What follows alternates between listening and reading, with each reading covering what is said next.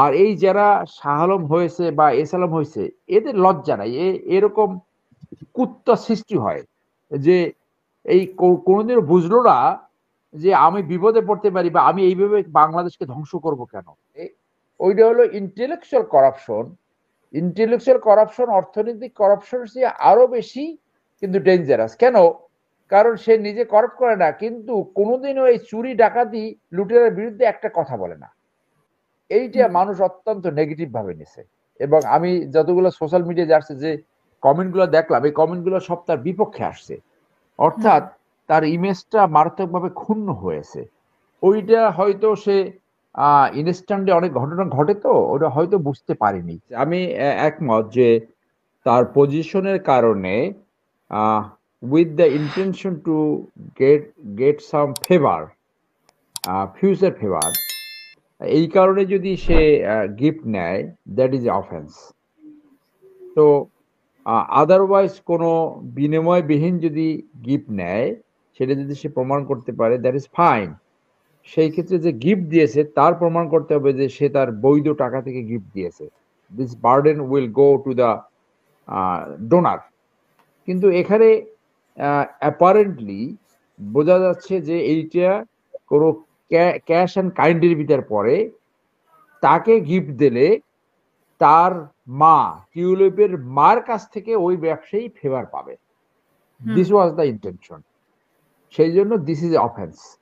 এবং বলা হয়ে থাকে যে এই দুই বোন, ফ্যাসিস্ট সরকারের শেখ হাসিনা এবং তার বোন শেখ রেহেনা বাংলাদেশের মানুষকে চাকর, কুত্তা, ছাগল ব্যতীত কখনো কিছু মনে করতো না। তো এই ব্যবসায়ীরা তো কুত্তা ছাগলের মতো, মানে বেগার ভিক্ষুকের মতো এদের পিছনে ঘুরতো। তো ওই ভিক্ষা করতে যায় ওইরকম একজন ভিক্ষুক এইখানে ফেভার পাওয়ার জন্য, বাংলাদেশের বিজনেসে ফেভার পাওয়ার জন্য, যতটুকু আমরা জানতে পারলাম, ওইখানে দুই বোনকে দুইটা ফ্ল্যাট দিছে।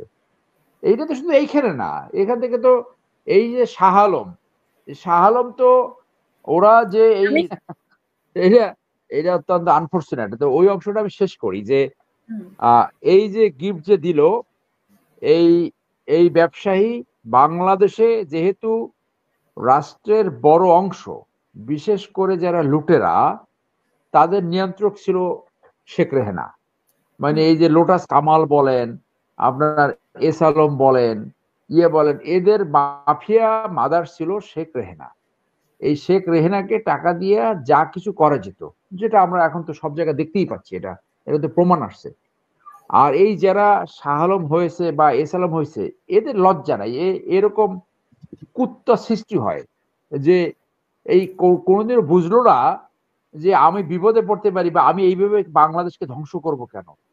যে কাগজে কাগজে কলমের কোম্পানি বানায়। আপনি ভিয়েতনামে দেখেন এক লেডির এই একইভাবে এসালামের মতো এরকম ভুয়া কোম্পানি বানায় একটা ব্যাংক লুট করছে। ভিয়েতনামে ট্রায়াল কোর্টে তার ফাঁসি হয়েছে, আপিল কোর্টে সেই ফাঁসি বহাল রেখেছে। এবং সেখানে বলা হয়েছে সে যে 10 বিলিয়ন ডলার সম্পত্তি লুট করছে ব্যাংক থেকে, সেই টাকার 4 ভাগের 3 ভাগ যদি জমা দেয় তাহলে তার মৃত্যুদণ্ড কমিয়ে যাবজ্জীবন করা হবে, কিন্তু তার সাজা খাটতে হবে। তো ভিয়েতনাম পেরেছে, আমরা পারি নাই। আমরা পারি নাই কারণ এখানে যারা এই বিচারের সিদ্ধান্তগুলো দেয়, রাজনৈতিক সিদ্ধান্ত ছাড়া কোনো ন্যায্য বিচার হতে পারে না, কোনো সঠিক বিচার হতে পারে না। সামহাউ রাদার 99% এই পলিটিশিয়ান আর ম্যানেজেবল। এখানে 5 টাকা থেকে যত অধিক টাকা দেবে সেইটা কোনো না কোনো ভাবে গ্রহণ করে। এইটার এক্সেপশন 1% থাকতে পারে, 1%। তাও আবার মনে করেন যে আব্দুল মান্নান অথবা ওই যে মতিয়া চৌধুরী মারা গেছে, ওই রকম সৎ থাকতে পারে। ওইটা হলো ইন্টেলেকচুয়াল করাপশন। ইন্টেলেকচুয়াল করাপশন অর্থনৈতিক করাপশন চেয়ে আরো বেশি কিন্তু ডেঞ্জারাস। কেন? কারণ সে নিজে করাপ্ট করে না, কিন্তু কোনোদিনও এই চুরি ডাকাতি লুটেরার বিরুদ্ধে একটা কথা বলে না।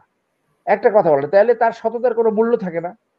তো আপনি টিউলিপের জায়গায় আসেন যে এখানে সে এই দুইটা অফেন্সে জড়িয়ে যাবে। এবং আজকে যে খবর দেখলাম যে তাকে ওখান থেকে এক্সপেল করা হবে, তার মন্ত্রিত্ব থাকবে না। এটা না থাকলে আপনার লেবার গভর্নমেন্টই বেকায়দায় পড়তে পারে। আপনি জানেন ব্রিটেনে আমরা যারা লেখাপড়া করছি, আপনি ওখানে আছেন, হোম মিনিস্টার, হোম সেক্রেটারি তার ফিলিপিন্স থেকে একজন মেড সার্ভেন্ট আনবে, সেই মেড সার্ভেন্ট আনার জন্য একটা ফোন দিয়েছে দূতাবাসে যাতে একটু ত্বরান্বিত করা হয়, অ্যান্ড হি লস্ট জব, সে চাকরি কিন্তু হারাইছে। আপনি জানেন এই যে জনসন যে এই যে করোনার সময় পার্টি করার জন্য তার চাকরি চলে গেছে, আর নেতৃত্বে থাকতে পারেন নাই। ওইভাবে তারা ইথিক্স মেনটেন করে। সো সেই ইথিক্যাল জায়গায় সে ধরা পড়বে টিউলিপ, যে সে এইটা নিয়ে আবার মিথ্যে করছে। গিফট তো নিছি, সেটা বাই ক্যাশ আর কাইন্ড এই লোভে নিছে, এবং সে এইটা নিয়ে মিথ্যা বলছে যে সে গিফট নেয় নাই, প্রথম মিথ্যা বলছে।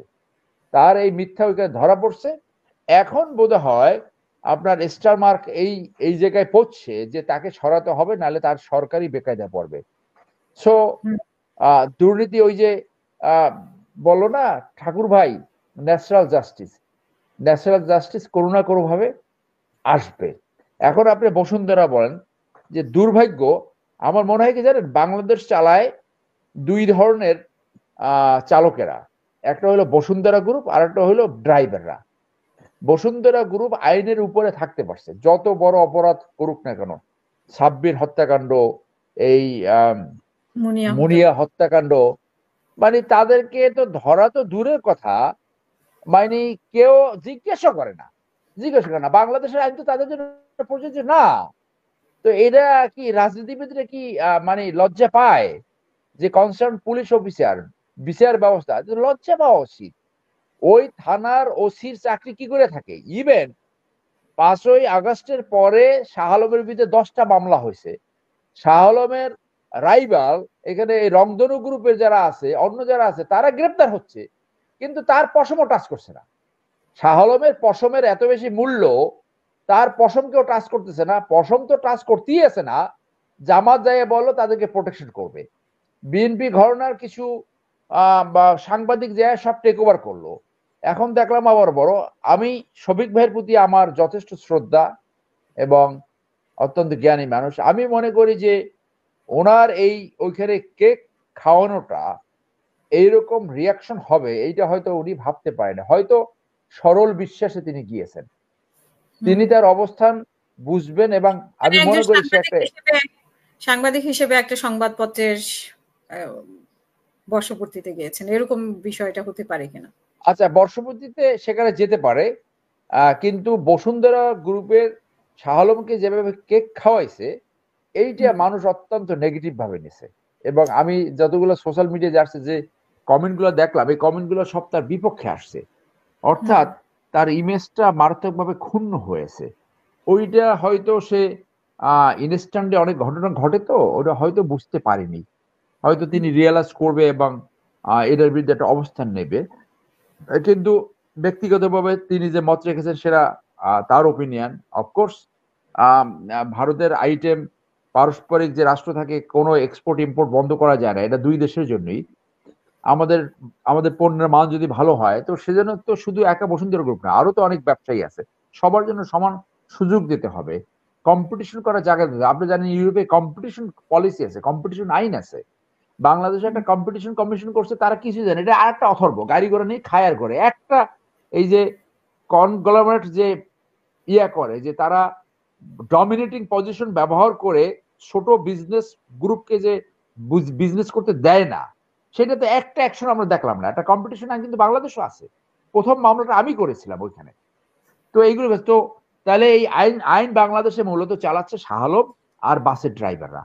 তো তাদের উপরে যদি দিত, যে কি যেন বলছিলেন আপনার মাইক্রোফোন অফ করে। কম্পিটিশন একটা কমিশন আছে, একটা কম্পিটিশন কমিশনও আছে, এটা কোন কাজ করে না। হ্যাঁ, কোনো কাজ করে না।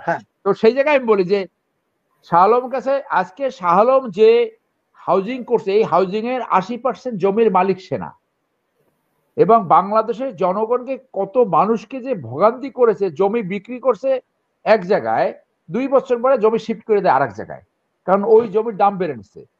চাঁদাবাজি করে, তার একটা প্লট বিক্রি করতে হলে তাকে 50 লাখ টাকা চাঁদাবাজি করে, আলাদা ট্যাক্স সিস্টেম। একটা ফ্ল্যাট বিক্রি করলে প্রতি ফ্ল্যাটে 5 লাখ টাকা করে নেয়। আর এই টাকাগুলো দিয়ে এই লোভী দুর্নীতিবাজ চরিত্রহীন পলিটিশিয়ানদেরকে ম্যানেজ করে।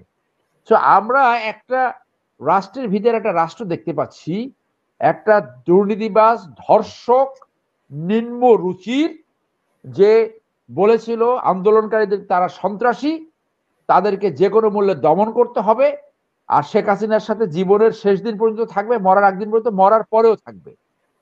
তার সাথে হঠাৎ করে কত বড় ক্যাপাসিটি আপনি দেখেন, তারই দিয়ে রাষ্ট্র চালানো উচিত, এত ক্যাপাসিটি যে 4 মাসের ভিতরে সব ম্যানেজ করে ফেলেছে, তাকে এখন পর্যন্ত গ্রেপ্তার করা গেল না।